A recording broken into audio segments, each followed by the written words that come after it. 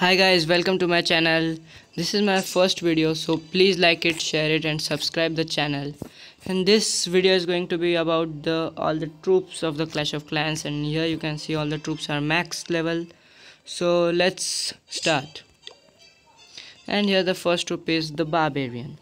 Barbarian can act as a poor man's distracting troop in a similar fashion to giants.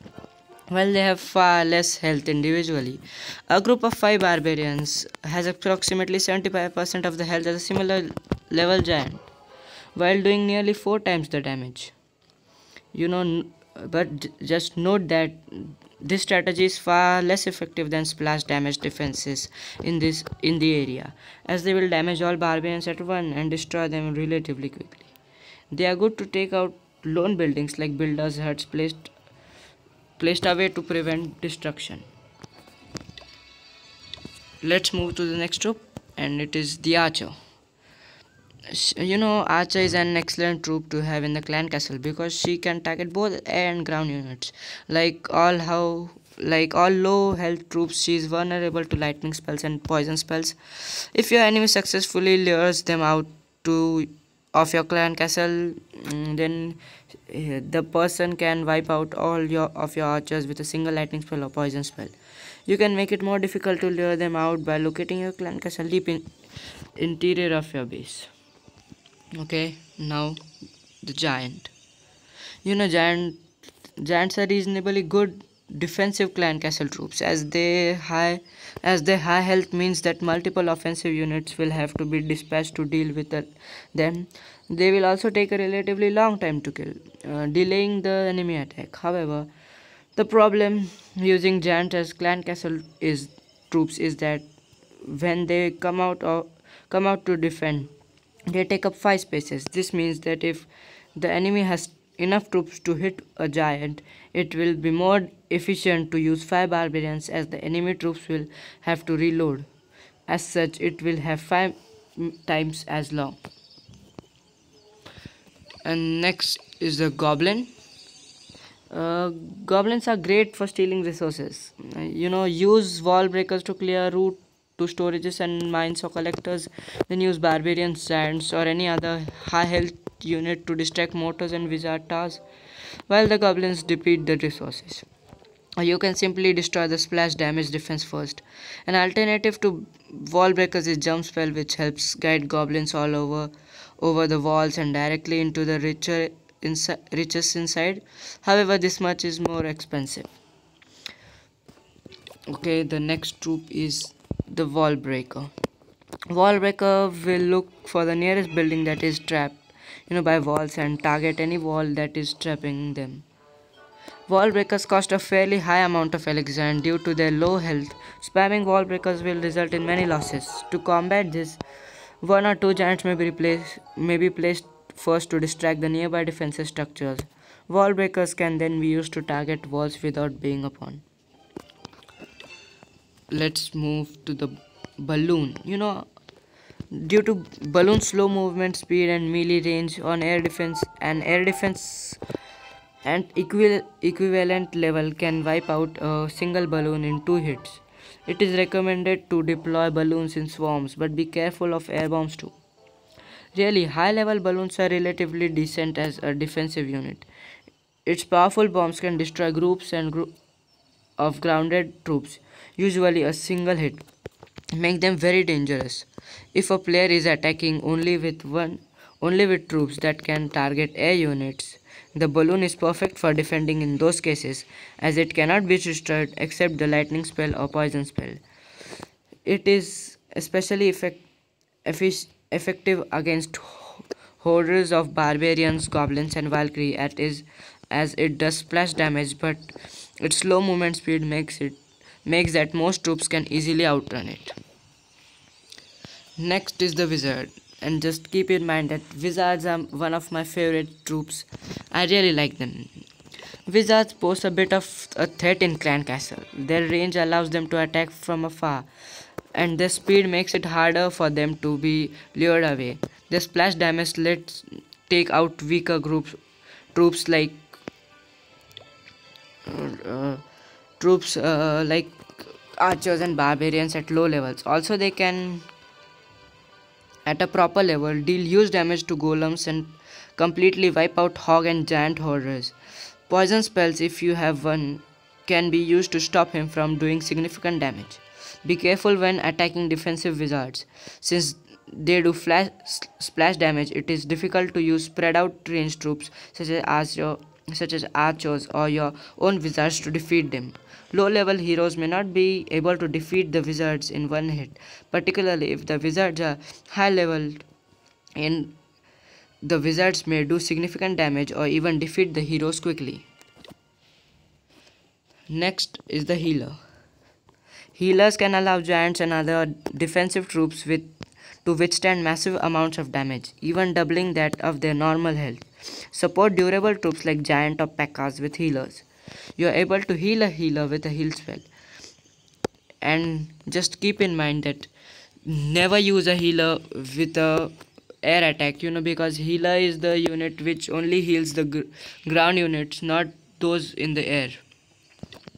Let's move to the next one. This is the dragon. Dragon is the best troop. I really like him. If it's in favorite target, is it actually attacks all the buildings, but if it is edited and it is made that it will only attack the defenses, it will become the best troop. It is very useful, and dragons are the most powerful troops in the game. As such, it can be difficult to defend against them. Multiple high level air defenses are critical for success against dragons. As a Town Hall 8 player, keeping your air defenses semi-spread while protecting them with storages and other high hit point building is the key to preventing most 3-star attacks using dragons. If the air defenses are too close together, a single rage spell applied to the cluster of dragons can quickly wipe out all these. But just keep in mind, if you have dragons of level 1 or 2, it is not recommended to use them. Just use the dragons which are above level 3. So let's go to the P.E.K.K.A. Because P.E.K.K.A. has a slow attack speed, she is not efficient against massed infantry. Large number of barbarians or archers can easily take her out. Alternatively, one can either use a witch or a minion. With the former, her skeletons will distract P.E.K.K.A. because she will summon more skeletons before P.E.K.K.A. finishes off the remaining ones. With the latter, her inability to attack air units means that you can simply deploy minions as they slowly kill the defending P.E.K.K.A. So let's go further. And this is the baby dragon. Baby dragons are quite powerful air troops, and as such it can be difficult to defend against them. Multiple high level air defenses are critical for success against baby dragon. Baby dragons are wonderful clan castle troops. Actually, I also ask for baby dragon as a flying unit. The baby dragon is completely immune to attacks from most ground troops, and his splash damage capability makes it especially suited for destroying groups of barbarians and goblins. However, due to his enrage bonus damage, players can choose to request one baby dragon and fill the remaining spaces with ground troops. Okay, the next is the miner. Miners can be used to trigger traps and lure out clan castle troops. They can also be used as a small distraction. Example, if you are using a Govipe attack, which means a golem wizards and P.E.K.K.A.s, but the Inferno Tower and the clan castle troops are going to take out golems in seconds. So you can quickly place a miner to pop up and distract the defenses. The miner cannot be placed anywhere on the map, unlike Clash Royale counterpart. It must be placed outside the area like any other unit. Okay, let's move to the Electro Dragon. Electro Dragon chain attack is only possible if target buildings are most one tile apart. As a result, you can place buildings 2 tiles apart to prevent the Electro Dragon from dealing more damage. Its chain lightning allows it to be useful on defenses, as it can kill up to 5 spread out archers or wizards at a time. However, its slow fire rate makes it vulnerable to be easily killed by the Archer Queen under her ability. Okay, this now next is the Yeti. Yetis are Yetis have no preferred targets when attacking. They will simply attack the closest building. However, once they became aware of the enemy clan castle troops, heroes, or skeleton trap skeletons, they will leave their previously target buildings and instead enrage the enemy troops. Once all of the nearby enemy troops are defeated, the Yetis will proceed to attack the nearest structure. And after the Yeti is destroyed, it leaves out the Yeti mines. They are not too useful as Yeti, but they also give some damage. Okay, let's move to the minion. It is a really helpful to have air bombs in case you are attacked by minions. It is the biggest weak spot for a minion, especially if the attacker has multiple minions, as air bombs do splash damage in relatively large area and can wipe out an entire group at once. For this reason, it is helpful to place air bombs near storages, town hall. A lone air bomb of any level can destroy a minion of any level. Defended air defenses, wizard towers, expos, and archer towers, well, so the minions don't have free reign. Minions, although individually weak, are powerful in large numbers. So let's go to the Hog Rider. Defending Hog Riders is tricky, as their ability to bypass walls renders them relevant. However, the fact that they can jump over walls and attack defenses means that they may leave behind their ground support, as they will not be able to follow. This will allow your interior defenses to concentrate on Hog Riders.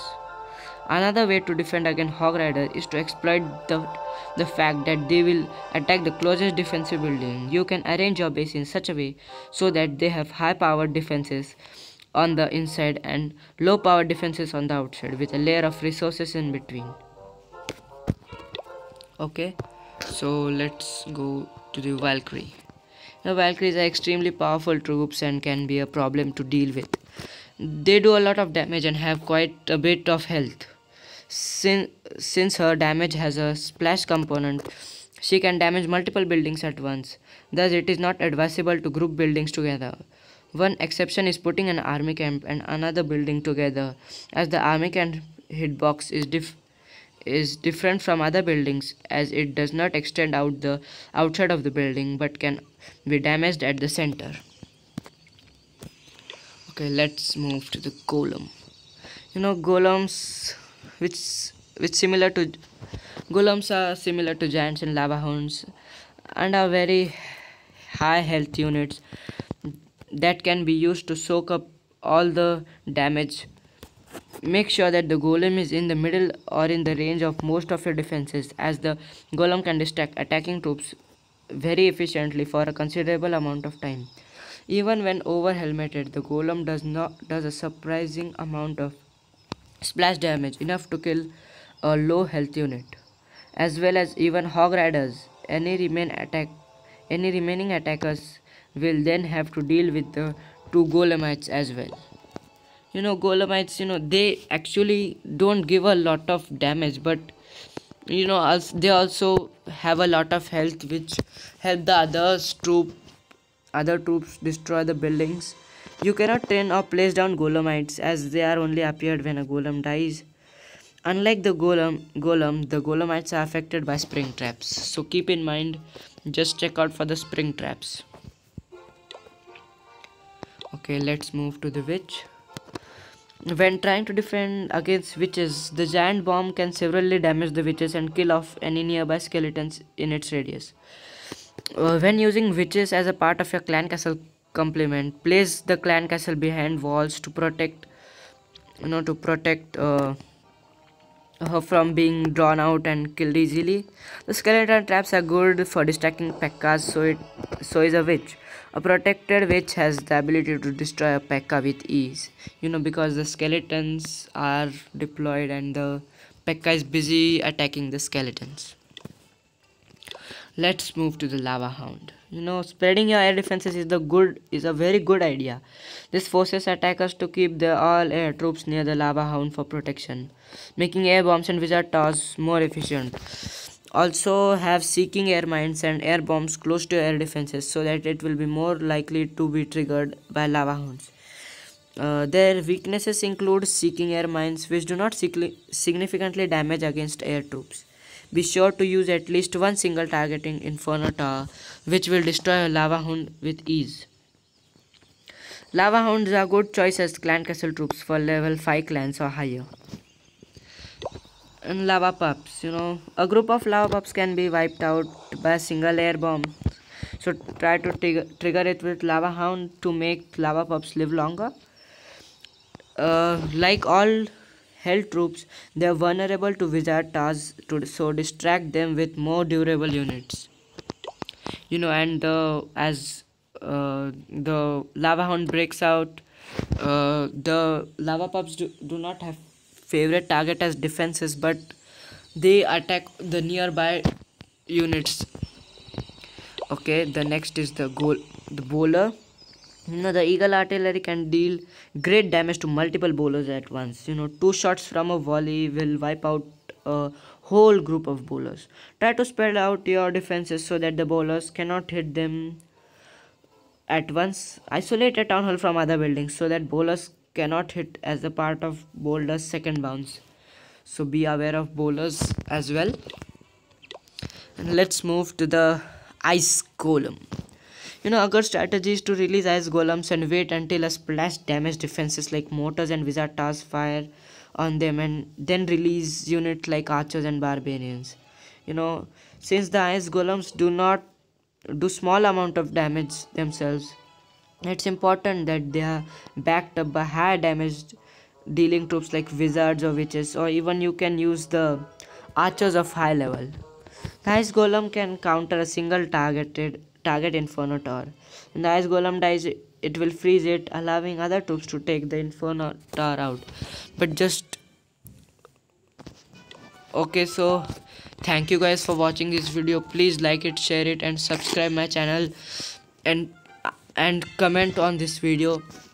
I will be waiting to read your comments and which video you would like to see next, on which topic. Please comment it. Thank you. And